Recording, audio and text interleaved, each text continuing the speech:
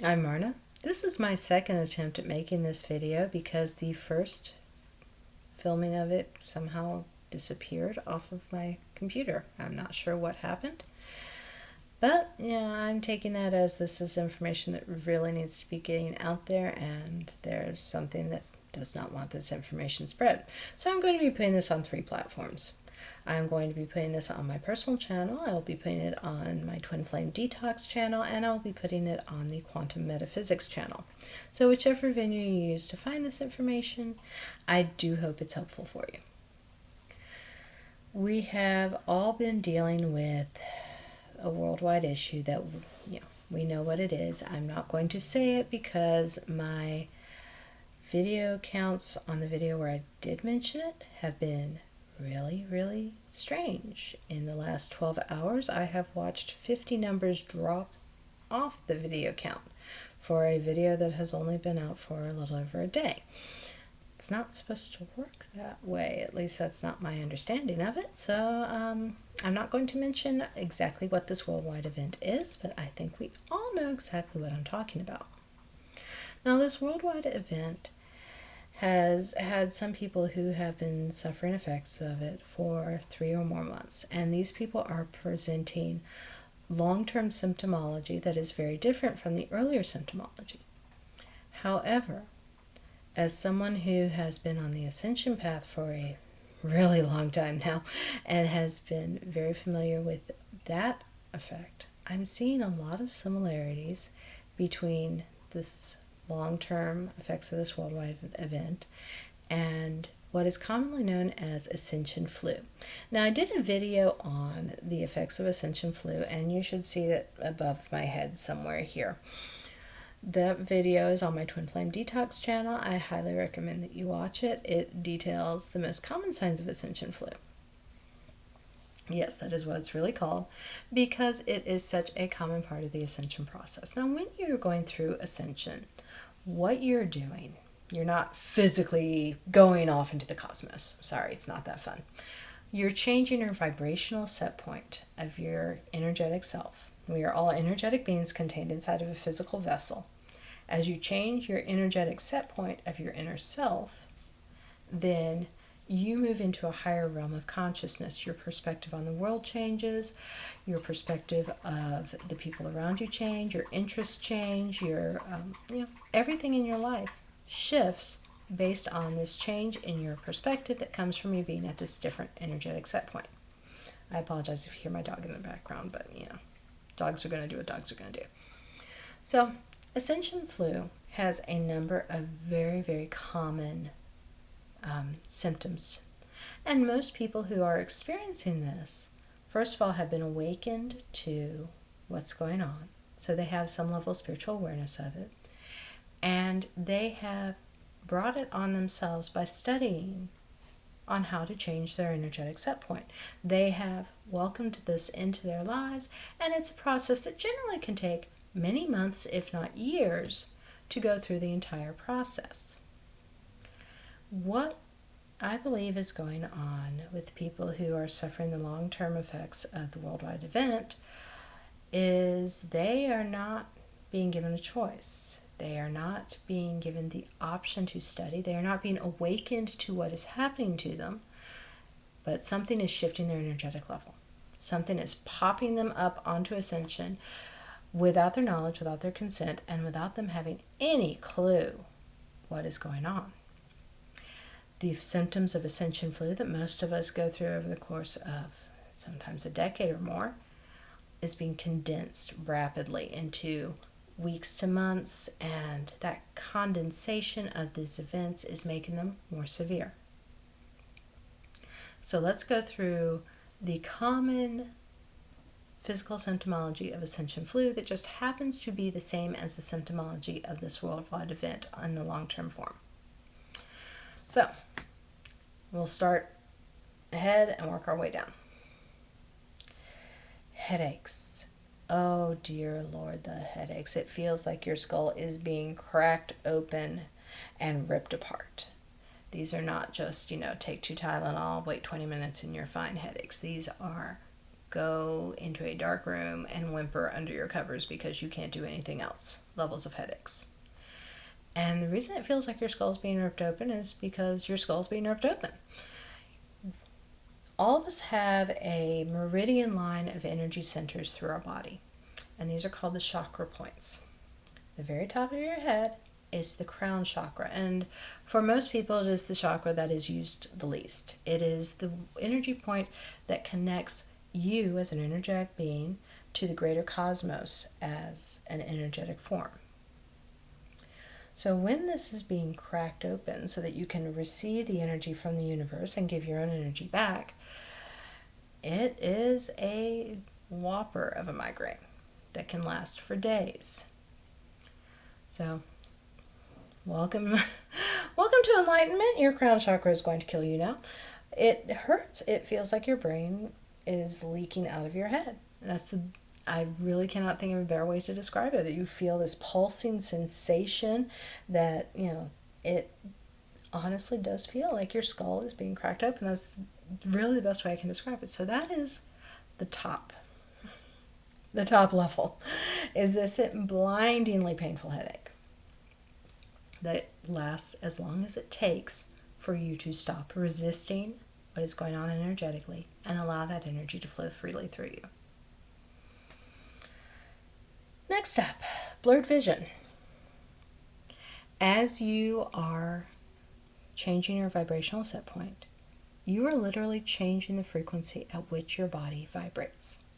Now, all solid objects have a vibrational frequency. We have been able to measure these since about the mid-1990s, thanks to a food analyst named Bruce Tyno, who sadly passed away. But he developed a machine that can measure the vibrational frequency of apparently solid objects. So, as your vibrational frequency changes, all of this fluid inside your eyeballs, all this vitreous fluid, starts vibrating at a different level. It starts shaking things up a little bit. This is why you have the blurred vision. Because your vibration is changing, this fluid is getting shaken up in patterns different from what it was before. And until your brain learns to sort out this new pattern of vibration and how it affects this fluid, things are going to be a little bit blurry for you. That's okay. This is normal. It does go away. Same thing is happening in your ears. As your vibrational set point changes, those 3 tiny little bones that beat on your eardrum are vibrating. And they are vibrating at a level different than what you're used to. And they are pounding against your little eardrum all the time. And it produces this high-pitched, almost squealing noise.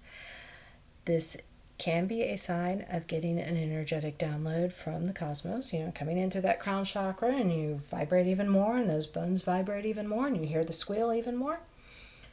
It is also just a physical side effect of changing your vibrational set point. There is no way to make it stop. I've been dealing with this since 2009 on a constant basis. And if you try to do something like earmuffs so that you won't hear it, it makes it louder and more annoying. The best thing I found for dealing with it is white noise generators, even a fan in your room if you are fortunate enough to live close enough to the ocean that you can hear the surf while you're through an open window.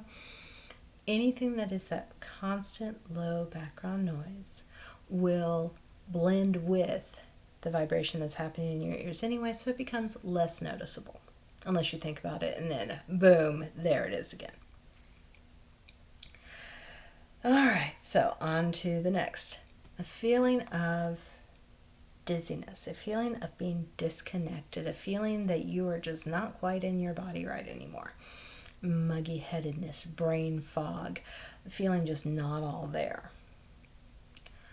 As you are shifting your awareness from being the physical you to being the energetic you, you are also becoming more aware of the energetic bonds that tie your inner energy self to your physical body. And you become more aware of just how fragile those bonds are.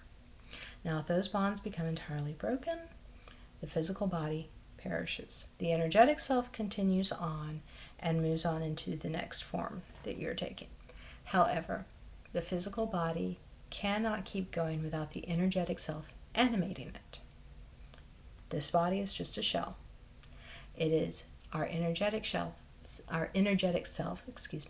that gives this body the animation and the ability to function as an independent thing. So as you are becoming more aware of this on a subconscious level, you start to feel like you're not as connected to your physical form as you once were. This can also make it easier to do things like go into astral projection states. And one of the ways of dealing with this sense of floating out of your body unexpectedly is to do meditations that focus on astral projecting. Because as you learn to control the ability to do something, you also learn to control the ability to choose not to do it at any given point. So once you learn the secrets of astrally projecting on your own, then you can stop your soul from doing walkabouts without permission. Next thing down. Excuse me, my nose is itching. I must be getting a visitor. Next thing down, feeling that your throat is clogged. It's not quite sore so much as it feels like there's a lump, like there's something that's just caught right here and you can't figure out what it is. You don't know if it's your thyroid acting up because, if you get a goiter and a goiter gets large enough, you'll get this feeling. Or, just that feeling of something being there that shouldn't be. Now, this is your throat chakra. Your throat chakra is the point where you are identifying, embodying, and speaking your authentic truth, who you truly are. And in our society, we all live with a chronically clogged throat chakra. We are told not to be our authentic selves. And by refusing to speak your truth, and that's odd, my video just kind of went weird again, but by refusing to speak your truth, you are clogging the chakra and creating that feeling of there's a frog in your throat. So the way past this is to speak your truth. Be honest, be authentic, be the true you instead of hiding behind levels and levels of white lies that society tells us we need to be telling. It's actually a lot harder than it sounds. But the more you do it, the more you practice it, the more the energy will start flowing naturally through the throat chakra. And that feeling of it being clogged and that occasional just little clearing your throat cough will go away. So the next thing that is common, as your heart chakra is changing and receiving more energy, this has a physical effect on your heart muscle. This muscle is stimulated to expand and contract by electrical impulses. So as your energetic vibrations change, so does the level of your heart beating, and this comes out as heart palpitations. Now, I am not a medical physician. If you are experiencing heart palpitations, please get it checked out by a medical doctor. This is not something you want to play around with. But you do need to recognize that as your heart chakra is shifting and opening, it is going to have the effect of making your heart beat in different rhythms at often very odd times. You may not recognize what the trigger is that's causing this response, but there is one there. If you keep a diary of your energetic responses as you note them, you will start to see the pattern developing of what's causing these energetic flows and shifts within you. Now, going on from there, if there's one thing that having weird physical symptoms is going to do, is it's going to give you a bit of anxiety because you don't know what's going on. And anxiety also frequently presents itself as depression. These are, they are comorbid behaviors. So some level of anxiety and depression is very, very normal as you are experiencing all of these strange physical symptoms without knowing why. These are things that are best treated through talk therapy, often with the help of medication. Please use medication for anxiety as a tool, not as an end in themselves. This is a tool to basically buy you the time of controlling it, to learn the methods of controlling it through other means. Now, if you never learn those methods successfully, no harm, no foul, stay on the meds as long as you need them. But do not ignore the anxiety and depression, because it will only get worse if you ignore it. All right, let's go on with the list of physical symptoms. So, next up, you will feel tingling through all of your skin. It'll be particularly bad in your extremities, or you'll notice it the most in your extremities, your hands, your feet, your legs, your arms. This tingling will be anything from touching an object and feeling it vibrating underneath your touch, to having the constant pins and needles feeling that you get when your foot falls asleep after you've been sitting on it, all the way up through peripheral neuropathy. Now, all of these are very physical symptoms that are created by your nerves being electrically stimulated in ways that they are not used to. Again, as your vibrational set point is changing, your nerves are getting these electrical signals and sending them to your brain and getting the responses back. And because your body doesn't know how to interpret all of this, it is coming out as these neuropathic results. So the whole feeling the world vibrating around you, that is part of this ascension process. You will have differences in diet, differences in what you can eat, differences in what appeals to you. Your taste buds have shifted, what your body is telling you it needs has shifted, and what your body will not tolerate has shifted. You can expect nausea, diarrhea, various gastrointestinal upsets as your body is shifting from the foods that you are used to eating into this new dietary form. Now, quite often you're going to find yourself being drawn more towards fruits and vegetables, towards more of a plant-based diet. Or if you continue on a diet that has meat in it, you're going to be tasting the chemicals in factory farm-raised meat products. So you'll be drawn more towards organic, particularly locally sourced organic, humanely sourced local produce, local foods. These are all going to be kind of a trial and error thing as you work through them. However, your body is not going to tolerate the antibiotics and the hormones that are currently pumped into a lot of factory farm raised foods, because your body no longer needs those things. And as your body no longer needs those things, it will reject them, and sometimes it will reject them violently. So be prepared for that shift in your diet. Your sleep is going to shift. You may be sleeping more, you may be sleeping less. You may be sitting up at 2 a.m. making videos on YouTube because you can't sleep because you have these messages coming in. So, changes in your sleep cycle are a very common part of the ascension process, and they do even out over time.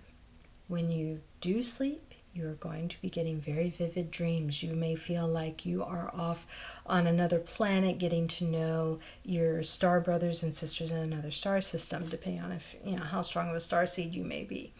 You may be getting visits from your ancestors or from people that you loved who have already transitioned over, who are coming back to give you words of wisdom, or if it's the case that I deal with, they come back and kick you in the butt if you're not doing what's right. So you can expect these very vivid visitations and dreams when you do sleep, and you can expect to either be sleeping a lot less or a lot more than you previously did. All of this adds up to a feeling of utter fatigue. You can sleep for 14 hours and wake up exhausted and wanting to take a nap. This isn't just a physical fatigue, although there is that. I mean, your body is consuming energy at a level that it has never done before. It's also a soul-based fatigue, because as you are ascending, as your perception is shifting and the rest of the world is not shifting with you and around you, you get this sense of helplessness. You get this sense of, why am I doing this? You get this sense of, what does all of this mean? And not having the grounding of having gone through an awakening and having gone through study, this leaves you feeling spiritually unrooted and adrift. And that is contributing to the sense of emotional fatigue that you're feeling, on top of the physical fatigue of your body consuming energy in a completely different manner than it ever has before. Some of the other common symptoms could be random aches and pains in your muscles or your joints. When those happen, there's not much you can do about it other than just be gentle with yourself and ride it out. If you try and power through some of these muscle aches and joint pains, all you're going to do is hurt yourself more, and you're going to be laid up longer recovering from it. So when you wake up and you realize you cannot get out of bed because you just hurt too much all over, take a day and stay in bed. It will help you get through the energetic shift that your body is accommodating on a much faster level than if you try to power through it. There is a sense of shortness of breath. And again, this is not because you're not breathing enough. It's not because you're not getting enough air in. It's because your body is consuming all resources at a much higher rate than normal. This includes oxygen. Your body is consuming the oxygen, circulating your blood, going through all of it much faster than you're used to, and this makes you feel like you're short of breath. Sometimes this will manifest as yawning, because a yawn is just a massive influx of oxygen into the lungs. Okay, so that is the quick and dirty guide to how Ascension flu is very common to the long-term symptoms of the worldwide event that we are all experiencing. If you're one of the people who has stumbled on this, who is suffering from the effects of the event, I hope this has brought you some clarity as to why you're going through these physical symptoms that the doctors just can't quite identify. So, I'm Marna. You found me through Twin Flame Detox or through quantum metaphysics or just through my channel, so welcome. And I'm glad you joined me. Thank you for being here.